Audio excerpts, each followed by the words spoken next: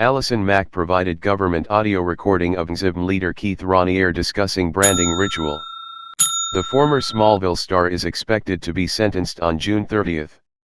Allison Mack turned over a substantial amount of information to the government about the inner workings of the NXIVM organization of which she was involved as a master to recruit women as slaves, new court documents explain. In a sentencing memo filed Monday ahead of Mack's June 30 sentencing hearing, the government asked the Eastern District of New York to impose a sentence below the otherwise applicable advisory guidelines range due to Mack's assistance in the case. The former Smallville star pleaded guilty in 2019 to racketeering conspiracy. The applicable advisory guidelines range for her crimes is 168 to 210 months behind bars. In the June 21 memo obtained by Fox News, Acting U.S. Attorney Jacqueline M. Cazulis and Assistant U.S. Attorney Tanya Hayar spell out the wealth of information Mack provided to prosecutors a month before the 2019 NXIVM trial was scheduled to take place.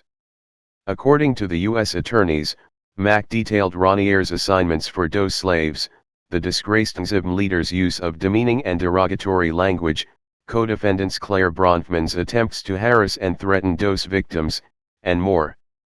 But the most pivotal was a recording of a conversation between Raniere and Mack that prosecutors say served as crucial evidence of Raniere's role in devising the branding ceremony in which DOS slaves were branded with a symbol, that unknown to them, represented Raniere's own initials.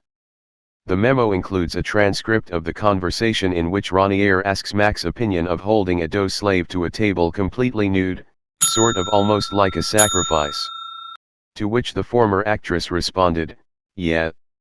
Raniere also offered up the idea to Mack to videotape the branding ritual from different angles, and suggested it probably should be a more vulnerable position type of a thing with the females laying on the back, legs slightly, or legs spread straight, like feet being held to the side of the table.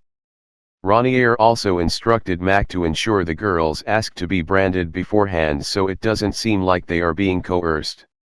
The government informed the court that Mack's recording provided critical evidence of Raniere's role in DOS and his involvement in the branding ritual, which he repeatedly denied. The court docs confirm Mack met with the government numerous times at its request. In addition to providing evidence against her co-defendants, the attorneys say Mack also admitted to her own criminal involvement. As the court is well aware, DOS was a secret organization led by Keith Raniere and comprised of masters who recruited and commanded groups of slaves. Allison Mack recruited her own slaves by approaching young women and falsely describing DOS as a secret women's empowerment group or sorority while intentionally concealing Raniere's role in the organization, the government recalls in the memo. As a master, Mack ordered slaves to provide collateral, which the government describes as damaging confessions about themselves and loved ones, truthful or not, rights to financial assets, and sexually explicit photographs and videos, to prevent them from leaving the group or disclosing its existence to others, it continues. Mack's assistance in providing the government evidence for trial had not yet publicly been announced.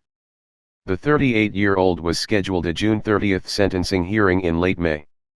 The order says that if necessary, the sentencing could overflow into July 1.